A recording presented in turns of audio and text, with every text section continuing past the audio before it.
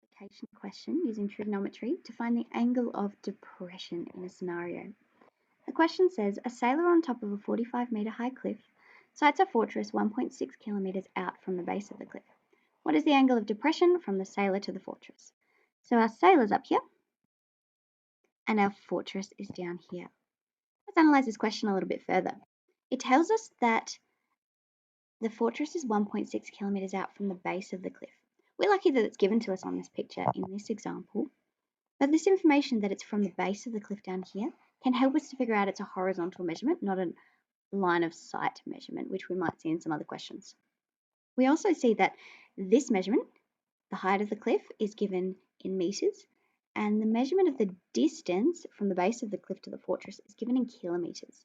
We need our measurements to be in the same units, so we need to convert 1.6 kilometres to 1,600 metres.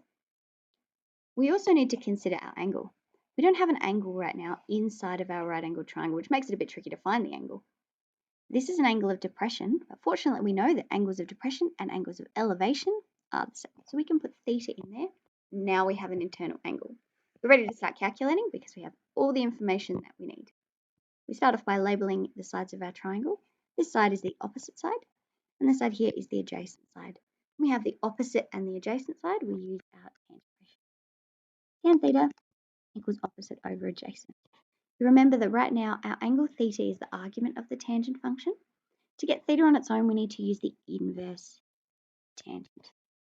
Tan minus 1 of opposite over adjacent. We can substitute our values in. Theta is equal to tan minus 1 of opposite was 45 metres over the adjacent side, which is 1,600 metres.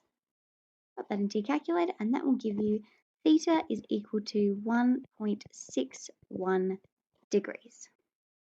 And there you have it. The angle of elevation that we calculated is 1.61 degrees, which means the angle of depression from the sailor to the fortress is 1.61 degrees. And we can write a final answer that interprets that value that we calculated, which is that the angle of depression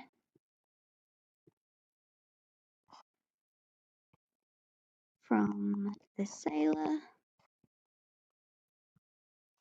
to the fortress